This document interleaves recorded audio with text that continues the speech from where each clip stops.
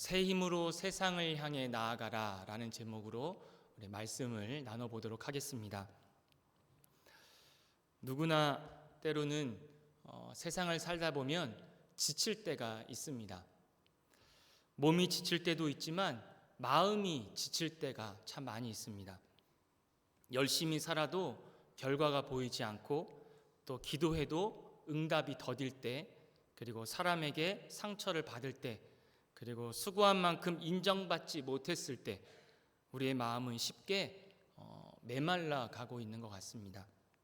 특별히 믿음의 사람들도 예외가 아닌 것 같습니다. 하나님, 저 왜 이렇게 힘들까요? 하나님, 저 왜 이렇게 오래 기다리게 하세요? 기도할 때마다 마음속에 이런 기도가 계속 나오는 것 같은 느낌이 듭니다. 그런데 오늘 본문 속에 바울은요, 아주 놀라운 고백을 합니다. 감옥 안에서 자유를 빼앗긴 그 상태에서 풍족함보다 궁핍함이 더 많았던 그 상황 속에서 이 바울은 이렇게 고백을 합니다. 13절에 보시면 내게 능력 주시는 자 안에서 내가 모든 것을 할 수 있느니라 라고 고백하고 있습니다. 여러분, 이 고백은요, 성공한 사람의 말이 아닙니다. 모든 문제가 해결된 사람의 말도 아닙니다. 오히려 고난 속에서, 그리고 배고픔 속에서, 외로움 속에서 나온 이 고백의 말이었습니다. 오늘 우리는 이 말씀을 통해서 세상이 줄 수 없는 새 힘이 어디서 나오는지, 그리고 그 힘이 왜 다시 세상을 향해 흘러가야 하는지를 우리 함께 은혜를 나누고자 합니다. 빌립보서는요, 오늘 읽은 바울이 로마 감옥에서 기록한 옥중서신입니다. 지금 바울은 자유인이 아니고요, 언제 죽을지 모르는 상황입니다. 몸도 지쳐 있고요, 그리고 경제적으로도 어려운 상태였습니다. 그런데 그런 바울에게 빌립보 교회가 이 사랑의 헌금을 보내왔습니다. 에바브로디도를 통해서 이 선교 헌금과 위로의 마음을 전한 것입니다. 바울은 그 사랑을 받고 너무 기뻐합니다. 그러나 바울의 감사는요, 단순히 이제 내가 살았다 라는 그 수준이 아닙니다.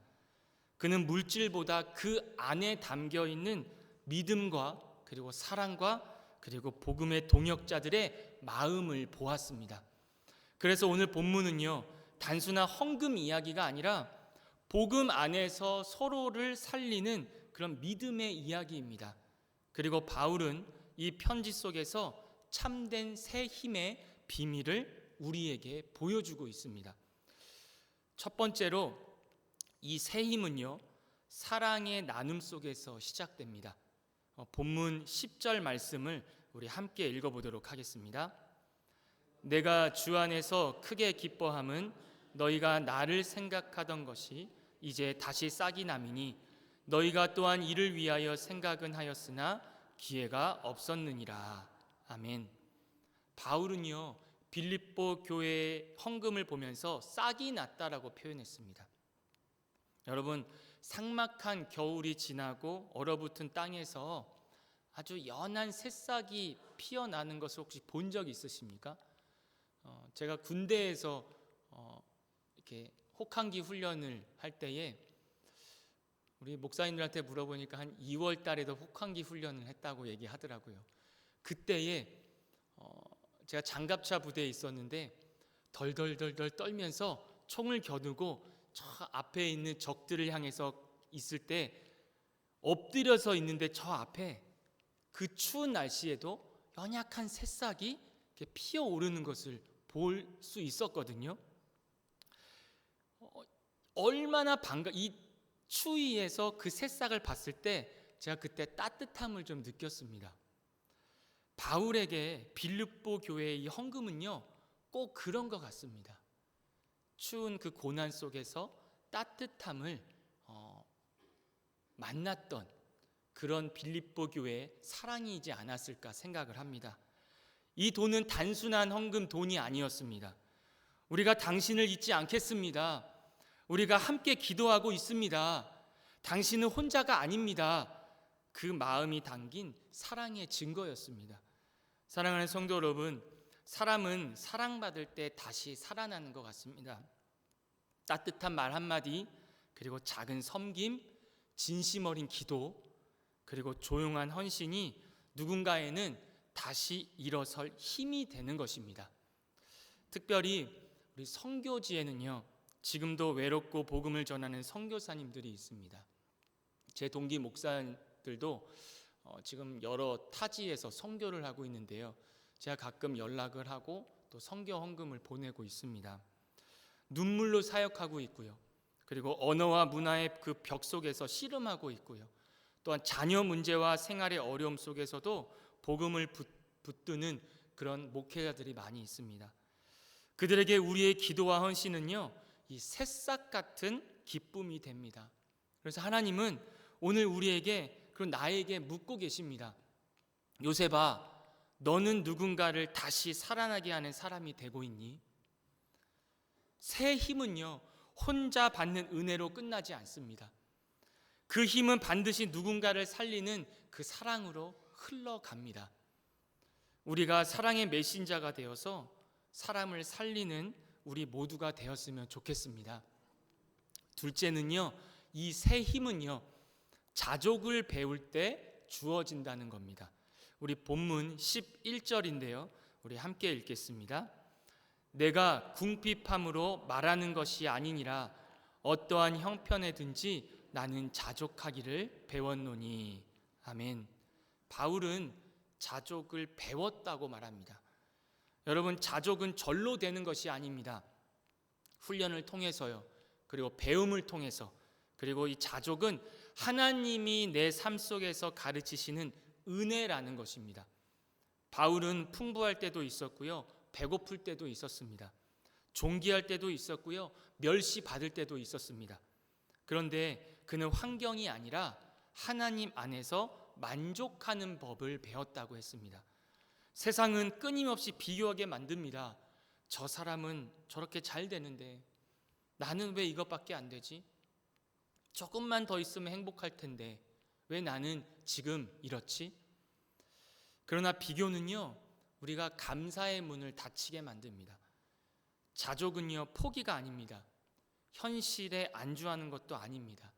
오늘 말씀 속에서 이 자족은요, 지금도 하나님이 우리와 함께 하신다는 것을 말하고 있는 것입니다. 그래서 성숙한 신앙은요, 많이 가진 신앙이 아니라 감사할 줄 아는 신앙입니다.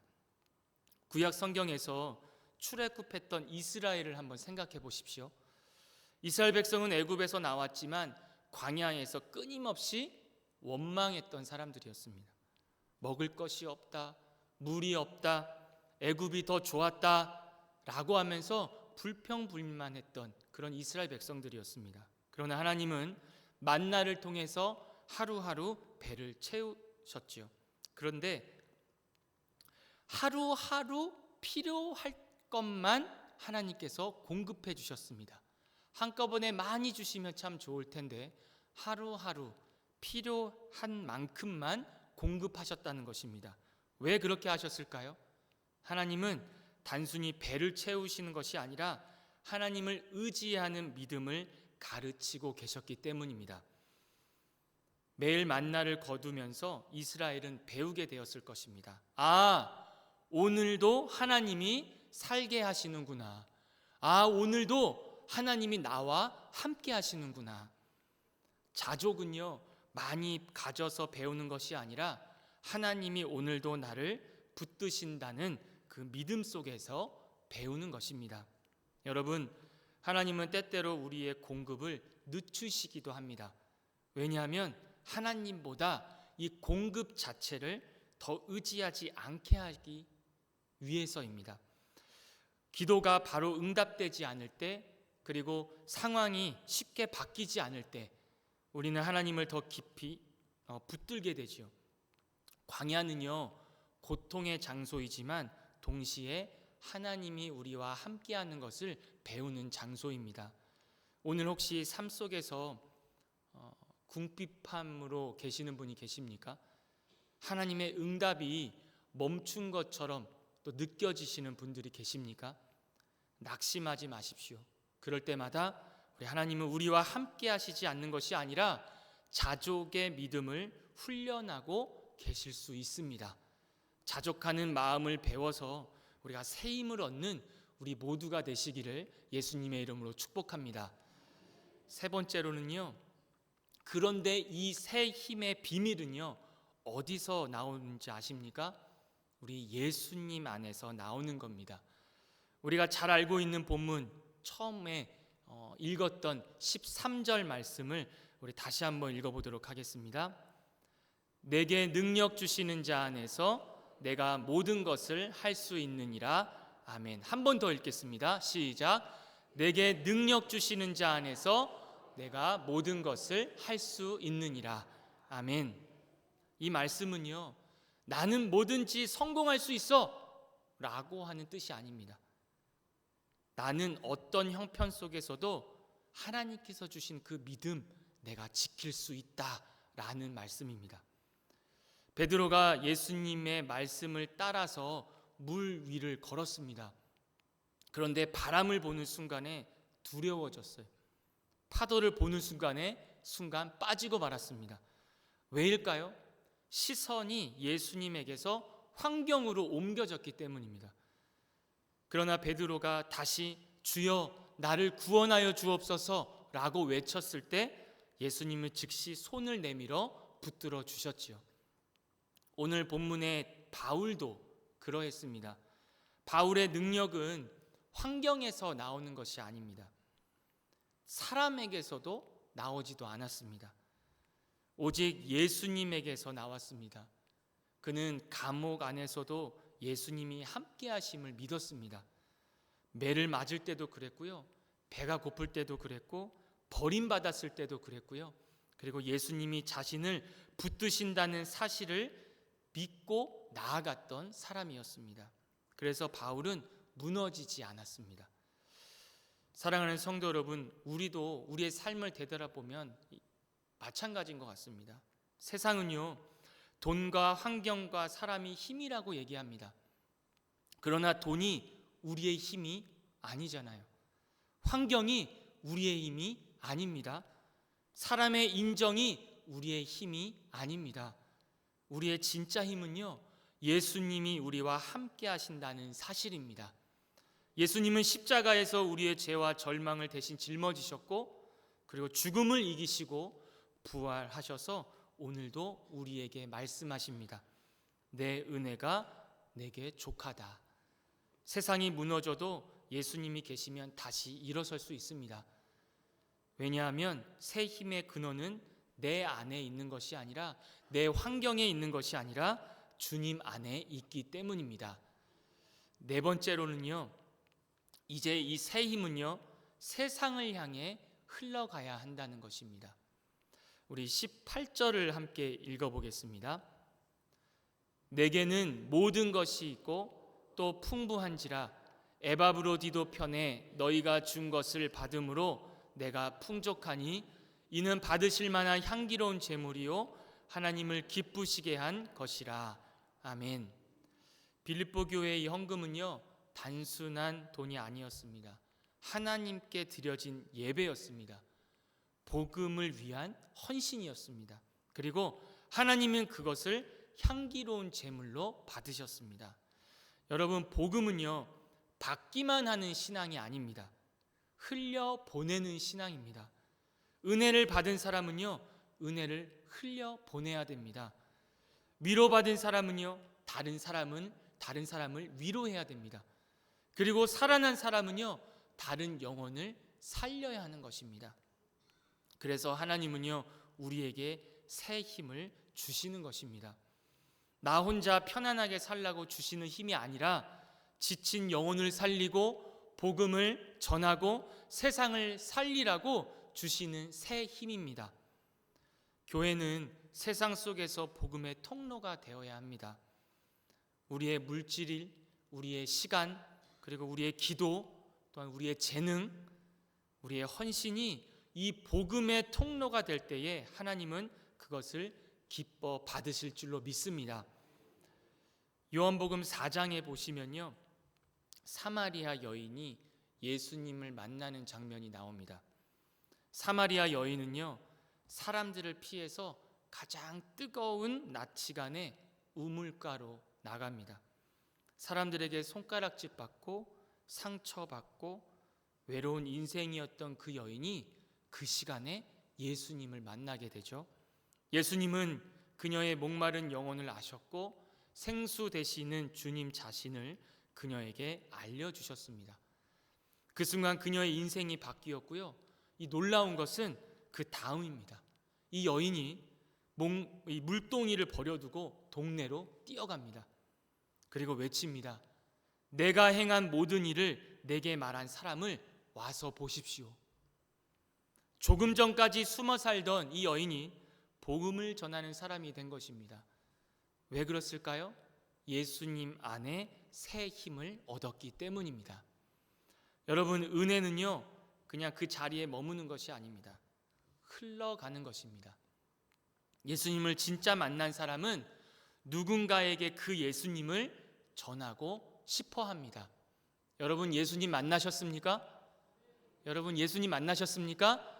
그러면 그 예수님을 전하는 우리 모두가 되었으면 좋겠습니다. 예배 가운데 받은 위로와 은혜가 교회 안에서만 머물면 안 됩니다. 가정으로, 그리고 직장으로, 그리고 이웃에게, 세상으로 흘러가야 한다는 것이죠. 어느 교회에 평범한 집사님 한 분이 계셨습니다. 말씀을 잘 전하는 분도 아니었고요, 특별한 재능이 있는 분도 아니었습니다. 그런데 이 분은요, 늘 전도 대상자 이름을 이렇게 적어 놓고 기도하셨던 분이었습니다. 그리고 만나는 사람들에게 매일매일 따뜻하게 인사하고요, 밥 한 끼를 꼭 대접했고요, 그리고 힘든 이야기를 꼭 들어줬고요, 그리고 한 사람씩 교회로 그 사람을 초대했다고 합니다. 누군가가 물었습니다. 집사님, 전도 많이 힘들지 않으세요? 그 집사님이 이렇게 말했다고 합니다. 예수님이 나를 살려주셨는데 그 기쁨을 어떻게 혼자만 가지고 있겠어요? 그 이야기를 제가 꼭 전해주고 싶거든요. 그 마음 하나로 시작된 이 전도를 통해서 이 몇 년 사이에 여러 가정이 예수님을 믿게 되었다고 합니다. 여러분, 전도는 대단한 기술이 아닙니다. 살아난 사람이 다른 영혼을 살리고 싶은 마음입니다. 새 힘은 내 안에만 머물지 않습니다. 복음을 듣고 세상으로 나아가게 만듭니다. 그 새 힘을 여러분이 얻었다면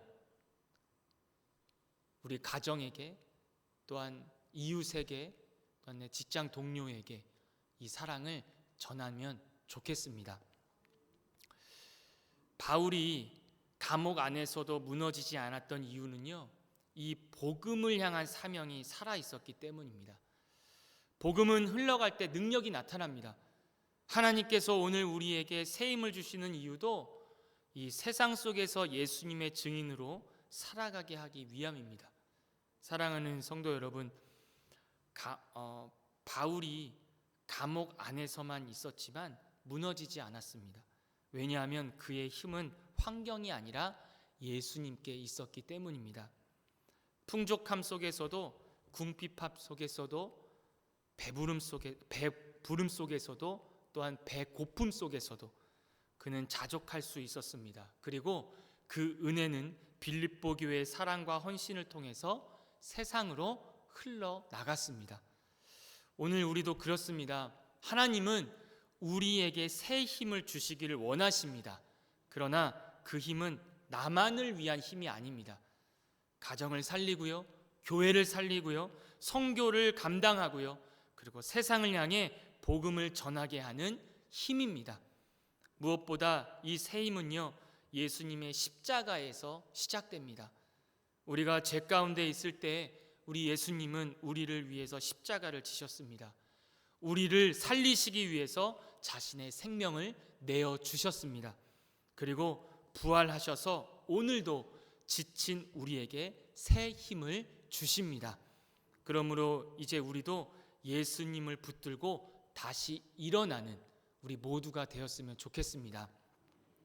환경을 바라보지 마시고요. 또한 능력 주시는 주님을 바라보십시오. 그리고 받은 은혜를 품고 세상을 향해서 다시 나아가십시오. 바울은 고백합니다. 내게 능력 주시는 자 안에서 내가 모든 것을 할 수 있습니다. 우리 빌립보서 4장 13절 말씀 우리 다 함께 한번 읽어보도록 하겠습니다. 시작. 내게 능력 주시는 자 안에서 내가 모든 것을 할 수 있느니라. 아멘. 이 믿음으로 새 힘을 얻어서 우리 세상을 향해 나아가는 저와 여러분 되시기를 예수님의 이름으로 축복합니다. 우리 함께 기도하겠습니다.